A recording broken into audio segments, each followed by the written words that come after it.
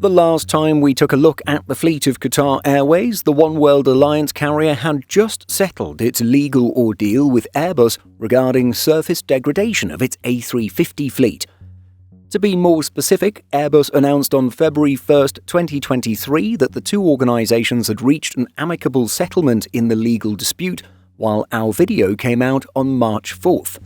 A lot has changed since then. Yes, there have been some changes with the fleet, but the bigger change is the shake-up in management that took place later in 2023. Nonetheless, we examine the state of the airline's collection of aircraft for today's video. So, at a glance, as per data from planespotters.net, here is the fleet of Qatar Airways as of late August/early September 2025. The carrier has 27 A320-200s, 6 A330-200s, 10 A330-300s, 34 A350-900s, 25 A350-1000s, 8 A380s, 7 777-200LRs, 57 777-300ERs, 32 787-8s, and 23 787-9s.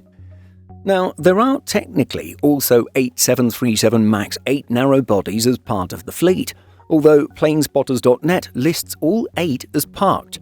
Prior to this fleet being stored at Doha International Airport, the aircraft had been leased out to Indian carrier Indigo, rather than operating for Qatar Airways.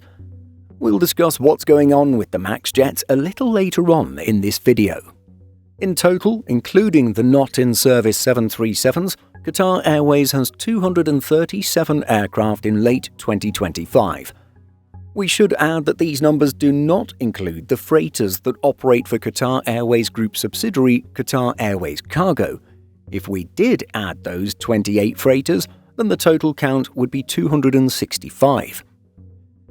And so it's been over 2 years since our last fleet review.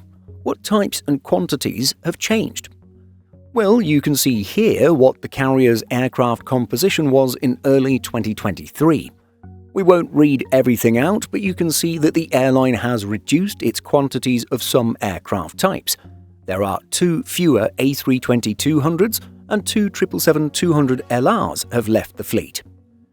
Comparing numbers, we can also see that on paper, 2 A380s left the fleet, but in reality the jets never actually rejoined the fleet in 2023 and have been parked since 2020. In terms of additions, the carrier has added some older jets to its fleet in the past 2 years, including 3 A330-300s, 6 A350-1000s, 3 777-300ERs, 2 787-8s, and a whopping 12 787-9s.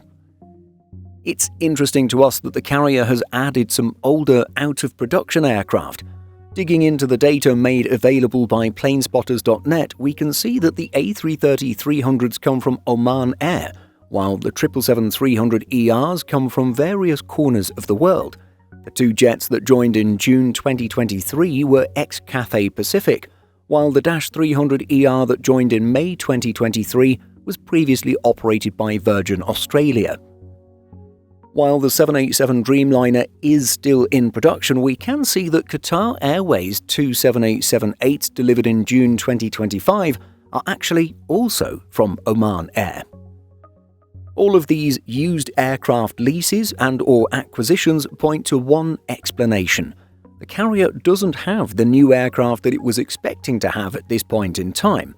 After all, for many years we've heard Qatar Airways promote itself as having one of the youngest fleets in the world, and for a carrier with such a focus to lower its average age, well, it's an indication that it wasn't Plan A. There are a few reasons why Qatar Airways doesn't have the new aircraft that it had planned for.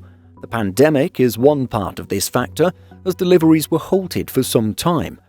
However, post-pandemic, we would have expected Qatar Airways to take deliveries of its A321neo aircraft, of which it had ordered 50 alongside 50 A320neos. The paint/surface degradation saga threw a wrench into this plan, as things were so heated between the airline and Airbus that the plane maker took the unprecedented step of cancelling the outstanding orders placed by the carrier. While orders have since been reinstated, it has resulted in a multi-year delay to get things back on track. And then there's the delays on Boeing's side. Not only is the 777X program years behind schedule, but the American plane maker has had production and delivery delays with its 787 program, forcing airlines to wait and alter their plans. As just one example, the 787-9 registered Alpha 7 Bravo Hotel Lima arrived at Qatar Airways in December 2023. As such, you'd only expect the aircraft to be 2, maybe 2.5 years old. However, the jet is now close to 5 years old, indicating that it had spent some time on the ground prior to delivery. And so you can see precisely why Qatar Airways is using older, pre-owned aircraft. It is desperate for the capacity in order to meet demand and its network goals. With that being said, it's clear that the airline needs a specific type of capacity, not just any aircraft type with many seats. This is precisely the reason why the carrier hasn't reactivated its 2 remaining A380 Super Jumbos.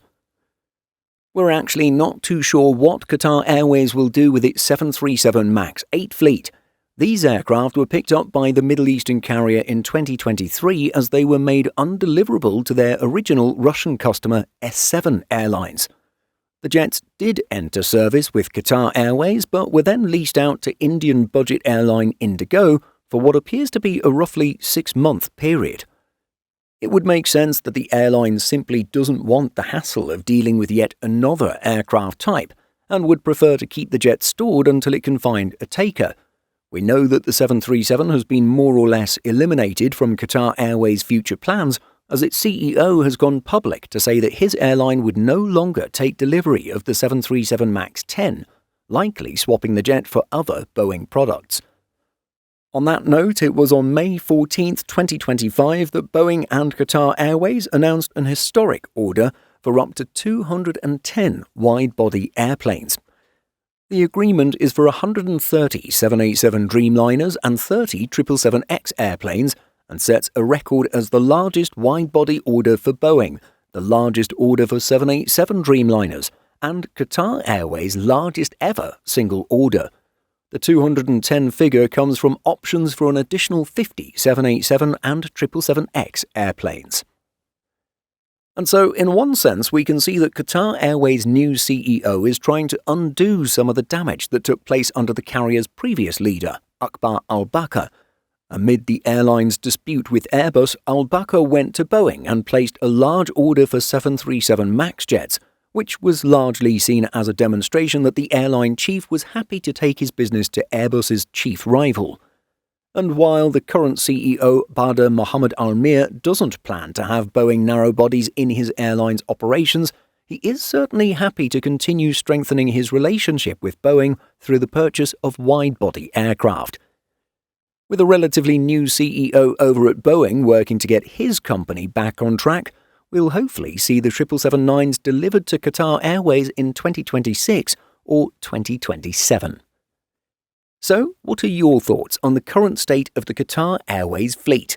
Let us know by leaving a comment. In addition to our daily YouTube videos, Simple Flying publishes over 150 articles and a podcast every week.